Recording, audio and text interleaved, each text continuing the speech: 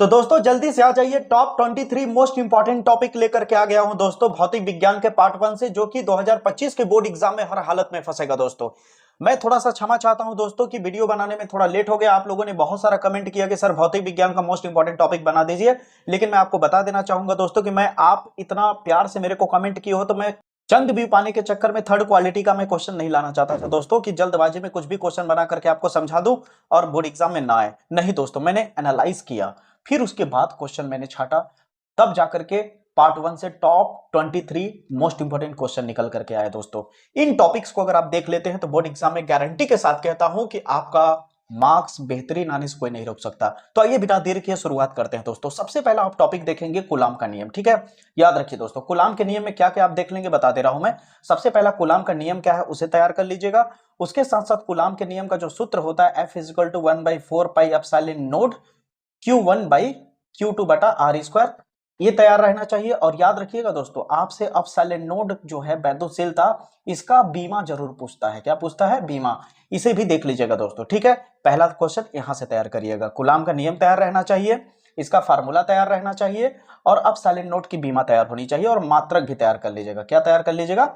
मात्रक भी दोस्तों। सबसे मोस्ट इंपॉर्टेंट क्वेश्चन मैंने पहले ही बता दिया, सबसे पहला क्वेश्चन, जो कि बहुत ही वायरल क्वेश्चन है। अब बात करते हैं दूसरे क्वेश्चन की। तो दूसरा क्वेश्चन है वैद्युत क्षेत्र की तीव्रता तथा इसका मात्रक बताइए। तो वैद्युत क्षेत्र की तीव्रता का परिभाषा तैयार कर लीजिएगा, फिर उसके बाद उसका फार्मूला याद कर लीजिएगा। आपको पता ही है वैद्युत क्षेत्र की तीव्रता का फार्मूला क्या होता है। E इज इक्वल टू होता है दोस्तों एफ बाई क्यू नोड। क्या होता है? F by Q node. या फिर एक और फार्मूला होता है, यहाँ पे लिख देता हूं, E इज इक्वल टू होता है 1/4 pi epsilon naught Q by r square होता है दोस्तों। समझ आ रही मेरी बातें? ये भी एक फार्मूला है, ठीक है। तो इसे आप देख लेंगे दोस्तों, मेरे चैनल पे वीडियो मैंने इसका एकदम प्रॉपर तरीके से बना दिया, आप वहां पे देख सकते हैं जाकर के, ठीक है। और याद रखिए दोस्तों, बहुत ही वायरल क्वेश्चन है, ऐसे क्वेश्चन को आप छोड़िएगा मत किसी कीमत पे, ठीक है। अगली बात आती है दोस्तों तीसरे क्वेश्चन में। तीसरा क्वेश्चन तो किसी कीमत पे मत छोड़ना। तीसरा क्वेश्चन है गॉस का प्रमेय। गॉस प्रमेय तैयार रहना चाहिए, गॉस प्रमेय प्रूफ करने आना चाहिए दोस्त।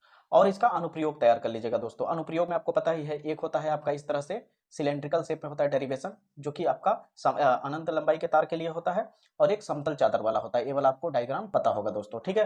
तो ध्यान दीजिएगा दोस्तों, ये सारे वीडियो मेरे चैनल पे मिल जाएंगे, चिंता मत करिएगा इन सब डेरिवेशन का, ठीक है। अब अगला क्वेश्चन आता है दोस्तों, वैद्युत फ्लक्स की परिभाषा तथा मात्रक जरूर देख लीजिएगा, ठीक है।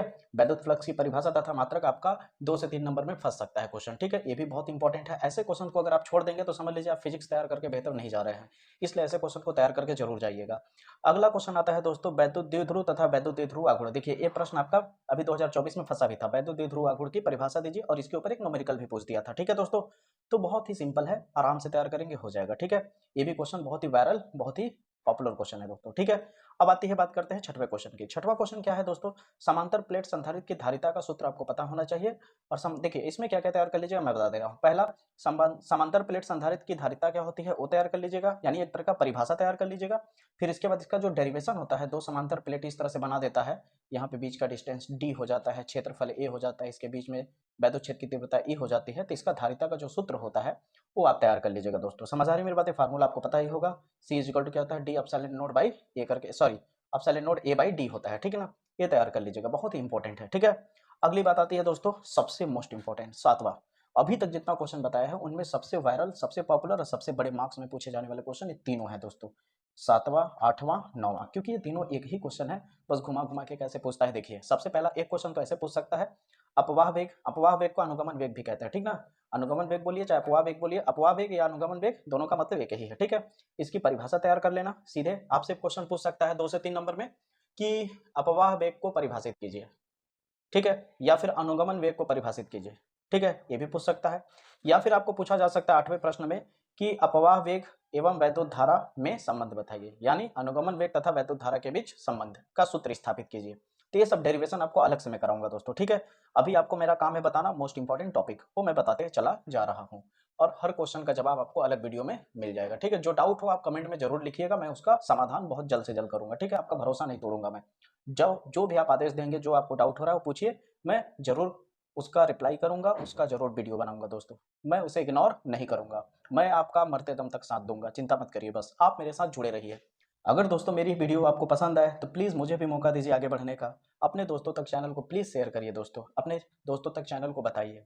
अब आती है बारी 10वें क्वेश्चन की। 10वां क्वेश्चन है वैद्युत परिपथ की लिए किरचॉफ का नियम, वैद्युत परिपथ के लिए किरचॉफ का नियम। अब इसे तो बिल्कुल मत छोड़िएगा, अब ऐसे क्वेश्चन को छोड़ के जाएंगे तो मार्क्स तो खराब आएगा ना दोस्तों। किरचॉफ का नियम आपको पता ही दो होता है, एक होता है संधि का नियम, याद होगा संधि का नियम, और दूसरा होता है लूप का नियम। ठीक है, ये दोनों देख लीजिएगा दोस्तों, बहुत ही वायरल, बहुत ही पॉपुलर है। अगर आपको नहीं समझ आए तो आप कमेंट करिएगा, मैं इसका प्रॉपर वीडियो बना दूंगा दोस्तों, ये मैं आपसे वादा करता हूँ, इस वीडियो में वादा नहीं तोड़ूंगा। अब बात करते हैं 11वें क्वेश्चन की दोस्तों। अब 11 क्वेश्चन देख लीजिए, 11 क्वेश्चन देखिए, यहाँ पे आपको दिख रहा होगा। क्वेश्चन नंबर 11 देखिए दोस्तों ध्यान से, क्या कह रहा है, व्हीट स्टोन सेतु या व्हीट स्टोन ब्रिज भी कह देता है, ठीक ना, इसे तैयार कर लीजिएगा। व्हीट स्टोन सेतु क्या होता है आपको पता ही होगा, डायग्राम इस तरह से दिया रहेगा। हल्का सा मैं हिंट भी दे देता हूँ क्या होता है, देखिए आपको इस तरह से बना रहेगा, ठीक ना, ये क्या है आपका पता ही होगा, प्रतिरोध है। इस तरह से 4 प्रतिरोध इस तरह से बना रहेगा, दिख रहा होगा आपको। और यहाँ से इस तरह से लाइन, यहाँ पे मान लीजिए आपका एक और प्रतिरोध बना देते हैं। मान लीजिए यहाँ पे आपका 3 ओम है, यहाँ 2 ओम है, यहाँ 3 ओम है, यहाँ 2 ओम है। तो अगर आप देखो ध्यान से, अगर मान लो इसे P कह लो, इसे Q कह लो, इसे R कह लो, इसे S कह लो, तो P और R का डिवाइड करो, P और R का डिवाइड करो, P बटे R करो, बराबर इधर क्या है Q बटे S, तीसरा Q बटे S करो। अब डिवाइड करने के बाद दोनों तरफ का अगर आंसर सेम आए, जैसे कि यहाँ पे P का वैल्यू 3 है, यहाँ पे R का वैल्यू 3 है, तो 3 बटे 3 कट के कितना हो जाएगा 1, यहाँ Q का वैल्यू कितना है 2 और यस का वैल्यू कितना है 2, कट के कितना हो जाएगा 1। तो दोनों जब बराबर हो गए तो इसका मतलब ये क्या है, व्हीट स्टोन सेतु का काम कर रहा है। इसका मतलब ये वाला जो यहाँ पे प्रतिरोध है ये पूरी तरह से कैंसिल हो जाएगा। तो इस तरह की चीजें इसमें होती है, जरूर देखिएगा, बहुत ही पॉपुलर है। ठीक है दोस्तों, अगला क्वेश्चन आता है लॉरेंज बल। लॉरेंज बल जरूर देखिएगा, बहुत ही वायरल है। ठीक है, 13वां क्वेश्चन ध्यान से देख लीजिए जल्दी से, धारा मापी को वोल्ट मीटर में बदलो। ठीक है, धारा मापी को वोल्ट मीटर में बदलो, ये प्रश्न बहुत ही बड़ा है, बहुत ही इंपॉर्टेंट है, बड़े मार्क्स का प्रश्न आता है। ठीक है, इसे भूलिएगा मत देखना। 14वां क्वेश्चन देख लीजिए, 14 क्वेश्चन आपका है चुंबकीय द्विध्रुव आघूर्ण, इसे देख लीजिएगा, इंपॉर्टेंट क्वेश्चन है। ठीक है, चुंबकीय द्विध्रुव आघूर्ण जरूर फंसता है एग्जाम में।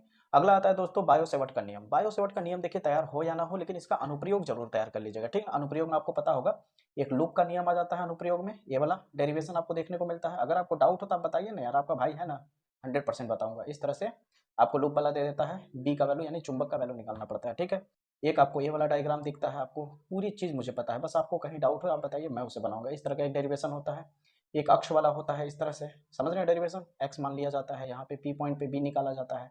ठीक है, और यहाँ आर रेडियस मान लिया जाता है, बहुत ही सिंपल है। ठीक ना, उतना ज्यादा हार्ड नहीं है, मैं बता दूंगा ना मक्खन की तरह क्लियर हो जाएगा। बस आप पहले, अगर आपको जिस भी टॉपिक पे चाहिए, ज्यादा से ज्यादा बच्चे अगर कमेंट करते हैं कि हाँ इस डेरिवेशन को बताइए, तो मैं 100% उसके अगले दिन ही बता दूंगा दोस्तों।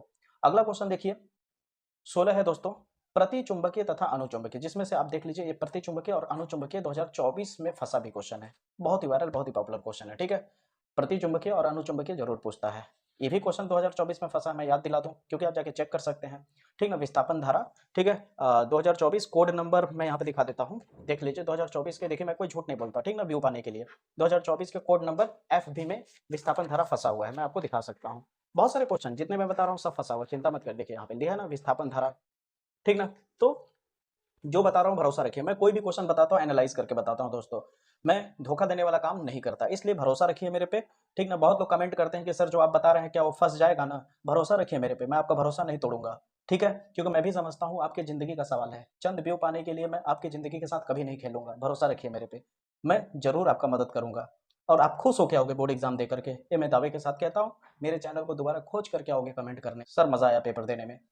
अब क्वेश्चन 18 की बात कर लेते हैं, 18 क्वेश्चन है दोस्तों, आप देख सकते हैं, फैराडे के वैद्युत चुंबकीय प्रेरण संबंधित नियम लिखना है। ठीक है, फैराडे के वैद्युत चुंबकीय प्रेरण संबंधित नियम लिखिए, ये मोस्ट इंपॉर्टेंट क्वेश्चन है, इसको बिल्कुल मत भूलिएगा। ठीक है, अगला क्वेश्चन आता है स्वप्रेरण तथा अन्योन प्रेरण। देखिए ये दोनों अलग अलग क्वेश्चन है, फिर भी मैंने एक ही में डाल दिया है ताकि आपको टॉपिक याद रहे। स्वप्रेरण और अन्योन प्रेरण दोनों देख लीजिएगा। स्वप्रेरण आपको याद है ना, सेल्फ इंडक्शन, इस तरह से लूप बना होता है, जब आप यहाँ पे इस तरह से लगा के एक चुंबक को आगे पीछे करते हैं तो इसमें ईएमएफ जनरेट हो जाता है, ईएमएफ यानी वैद्युत वाहक बल, यही स्वप्रेरण है। ठीक ना, स्वप्रेरण है, समझ आ रही मेरी बातें। अगला आता है लेंज का नियम। अब लेंज का नियम भी देख लीजिएगा। ठीक है दोस्तों, लेंज का नियम जरूर देख लीजिएगा, बहुत ही वायरल, बहुत ही पॉपुलर क्वेश्चन है। ये 21वां क्वेश्चन है दोस्तों, अन्योन प्रेरण गुणांक। अन्योन प्रेरण गुणांक कैसे छोड़ सकते हैं भला, इतना वायरल क्वेश्चन, बहुत ही वायरल क्वेश्चन है, इसे भी देख लीजिएगा। 22वां क्वेश्चन और 23वां क्वेश्चन मैं कहूंगा नहीं, आप खुद ही समझ गए होंगे क्या करना है, बोलिए क्या समझे, बोलो या समझ गए आप। हाँ बिल्कुल, बहुत ही पॉपुलर क्वेश्चन है, ट्रांसफार्मर और एलसीआर, इसे किसी कीमत पर मत छोड़िएगा। उम्मीद करता हूं दोस्तों कि ये जितने 23 टॉपिक मैंने बताए एकदम बिल्कुल आपको एकदम बेहतरीन तरीके से समझ में आएगा, एकदम निश्चिंत होकर के जाइए, अब इसे तैयार करिए, भूल जाइए आप फिजिक्स का फर्स्ट पार्ट कि आपको डर लगेगा, बिल्कुल डर लगना नहीं चाहिए। मैं हूं ना आपके साथ, जरूर इसे तैयार करिएगा दोस्तों। अब अगर वीडियो पसंद आया होगा दोस्तों तो कमेंट ढेर सारा करिए और बताइए कि किस किस टॉपिक पे आपको न्यूमेरिकल चाहिए, कौन कौन से टॉपिक पे आपको डेरिवेशन चाहिए, लिख करके कमेंट बॉक्स में डालिए। जिसका ज्यादा कमेंट होगा मैं 100% उस पर उस टॉपिक पे वीडियो जरूर बनाऊंगा दोस्तों। अब दोस्तों इसके अगले दिन फिजिक्स का सेकंड पार्ट आपको मिल जाएगा दोस्तों। तब तक के लिए जय हिंद, मुलाकात होगी अगले वीडियो में। अगर आप चैनल पे नए होंगे तो चैनल को सब्सक्राइब भी कर लीजिएगा, बेल आइकन को प्रेस कर लीजिएगा दोस्तों, ताकि मेरी हर वीडियो आप तक सबसे पहले